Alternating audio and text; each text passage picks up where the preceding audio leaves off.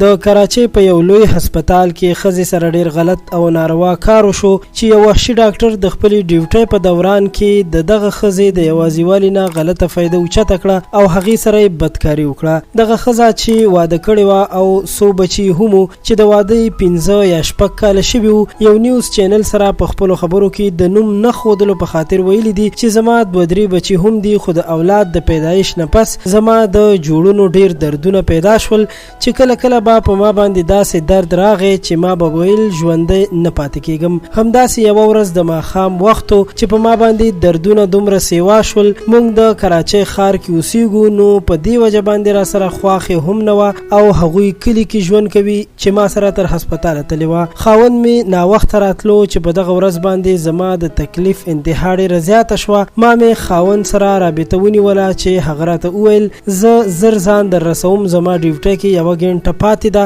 چې ډیوټي مې ختمه شي نو زه درځم، ته پلانکي هسپتال ته زر ځان ورسوه. ما خپل بچي ګاونډیانو ته حواله کړل او زر مې تر چوکه ځان ورسو او هلته ټکسۍ کې کېناستم. تر هسپتاله یو نه هېرېدونکي درد حالت کې ورسېدم، خو معلومه نه وه چې هلته به ما سره څه کېږي. دغه چې د ماښام وخت او د هسپتال په او پی ډي کې هم څوک نه و، یو یا 2 ډاکټران په خپلو کمرو کې ناست وو. ما چې کله په ریسپشن باندې پرچه جوړه کړه او د ډاکټر کمرې ته په توندۍ باندې ورننوتم ځکه چې د درد شدت مې کنټرول کول غوښتل. ډاکټر زما معاینه وکړه او د معاینې په دوران کې زما په وجود باندې لاس وهل شروع کړل چې ویل یې تا ته به د درد لپاره یو ستن وهل کیږي او دا ډیره ضروري ده ځکه چې ستا د جوړونو درد ورسره اوس فی الحال ښه شي. ما هم ومنله ځکه چې زه تکلیف کې وم، خو ډاکټر ما ته د درد په ځای باندې د نشې ستنه ووهله او زما د وجود نه یې خوند اخیستل شروع کړل. ما کتل او ما هیڅ هم نشو کولی، زما د وجود ټولو حصو کار پرېښی او بېدمه پرته وم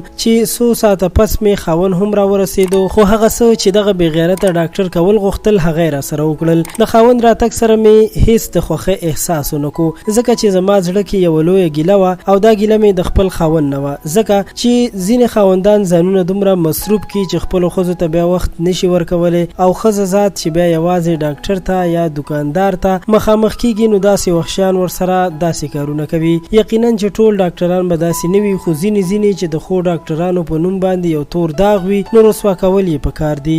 دغه ښځه وایي چې زما خاوند ته بیا ډاکټر وویل چې ستا ښځې ته ډېر زیات تکلیف رسېدلی دی نو په دې وجه باندې هغه بېدمه ده. تاسو ته هم وایو چې هېڅکله هم ښځې داسې یوازې مه پرېږدئ ځکه نن سبا خو وحشیان ډېر زیات شوي دي او داسې کارونه هر چا سره کېدل ممکن دي. ډېره مننه کوم چې د خان کلیک چینل دا ویډیو مو راسره تر اخره وکتله. امید لرم چې دا ویډیو او پیغام به ستاسو خوښ شوی وي. تاسو هم را سره خپل نظر په کمنټ کې ولیکئ او خان کلیک چینل سبسکرایب کړئ. تر بیا مو په لوی الله سپارم.